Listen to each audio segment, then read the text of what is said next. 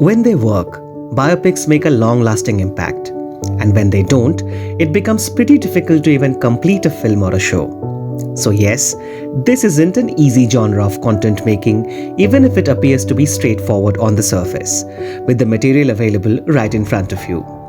Rocket Boys, the new web series from SonyLIV, is not one, but two interconnected biopics running together in the 8 episodes of its first season.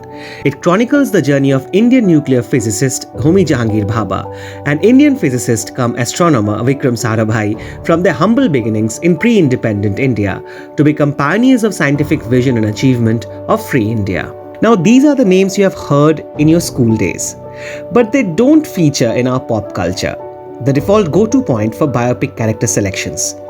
Well, science itself doesn't feature much, an unfortunate and different discussion altogether. So when first director Abhay Pannu, creators Nikhil Advani and MA team went for the rarely explored grounds, their ambitions reflected the ambitions of the characters they bring up on screen.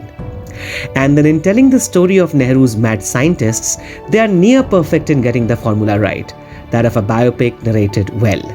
Today we try to analyze what might be the 6 key parameters of making a good biopic and how Rocket Boys gets them right.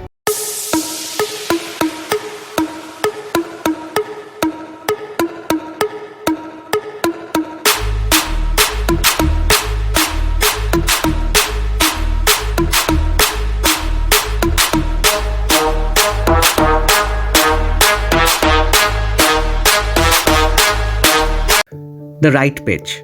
Perhaps the most important parameter for a biopic. No one wants to watch a wiki page in moving images. And anyway, the purpose of cinema is not to lay facts.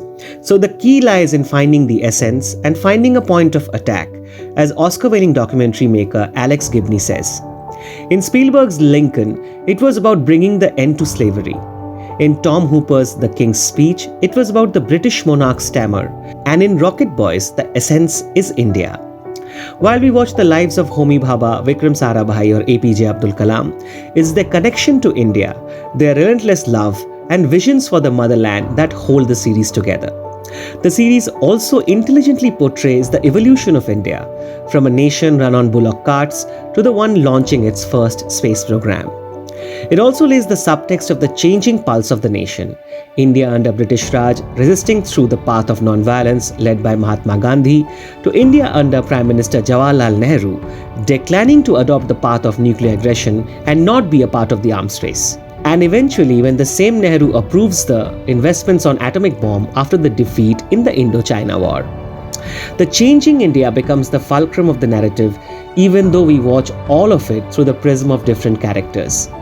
Say for instance the introduction of Abdul Kalam. The context is how pockets within India were starting to question the possibility of communal harmony at the onset of independence itself, which one can easily relate back to today's India.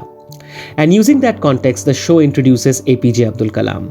That serves as a dramatic exposition of a character we will root for, as well as a simple answer to the huge socio-political dilemma. The right pitch, as we mentioned, makes the show a winner. The right amount of details. Well, here's where most biopics falter. You see, just because something happened in a character's life doesn't mean it has to be a part of the biopic, even if that particular incident is of isolated elation. It's the aforementioned pitch of the story that needs to determine what goes into the script from the volumes of available material, such that the narrative doesn't become a dull prestige story, but a vibrant character study. Vikram Sarabhai had set up IIM Ahmedabad, ATIRA, Ahmedabad Textile Industries Research Association, as well as Darpana Academy of Performing Arts, along with his wife Mrinalini. But where does the show focus on? It focuses at length on ATIRA, as it gives voice to the optimistic ambitions of Sarabhai, the human being, and at the same time sets up the context of India that was and India that will be. And it's for the audience to connect the dots in understanding why the transitions took so long. The focus isn't on IIM, as it doesn't add to the pitch, and definitely not on Darpana Academy, as it falls out of the pitch. Through the portrayal of the relationship between Vikram and Mrinalini, director Abhay exposes us to the limitations of the man. We realize how even a visionary like Vikram Sarabhai didn't always live up to his promises, didn't respect his wife's wishes and ambitions at par with his own, and overall didn't have much idea about arts. So being the founder of the Darpana Academy doesn't fit the biopic even if it is there for the records, while the empty reserved seat at Mrinalini's performances carves out the man in flesh and blood, even if there might be elements of fiction in it. And that brings us to the third key parameter, balancing fact and fiction. And how well does Rocket Boys do that?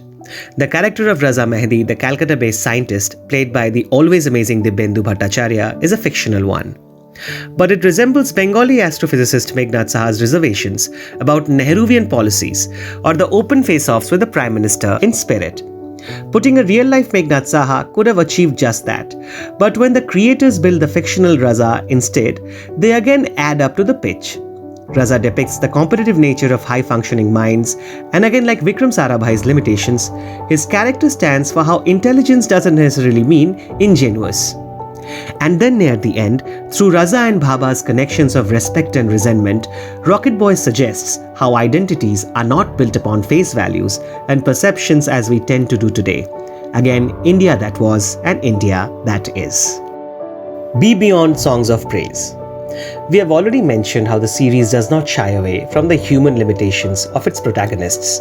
We hear Homi, Bhaba and Vikram Sarabhai discuss how the brightest minds lose objectivity in the pursuit of excellence. But director Abhay never loses his objectivity in showering only positives of his protagonists, as Indian biopics tend to do by default. We see how both men came from a position of privileges which might not be available to many others of their time.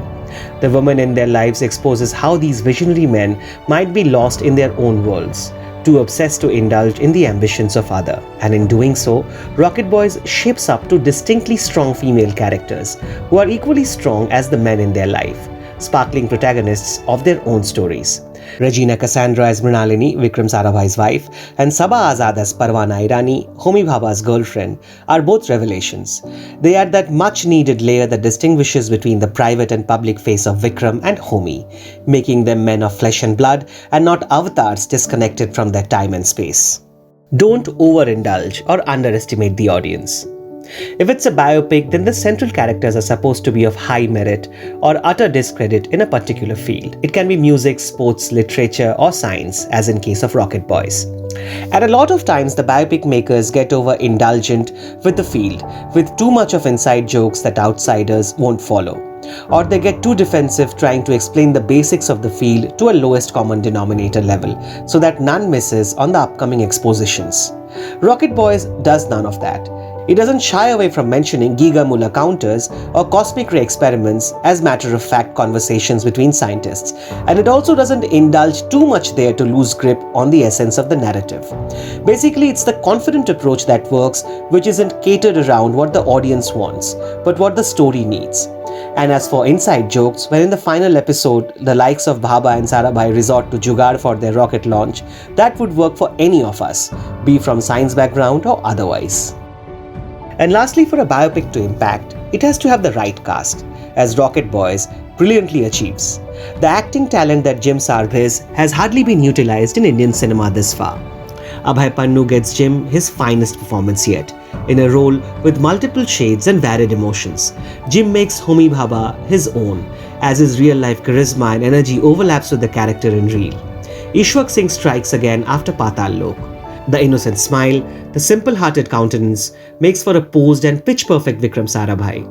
And it's also in these right casting choices that bring out the contrasting personalities that Bhaba and Sarabhai were, that their chemistry hits the audience so well. So guys, that's why we call Rocket Boys a near-perfect biopic, a highly recommended show that you must watch, as it not only scores on the key parameters of a biopic structure, but also organically develops these parameters from each other.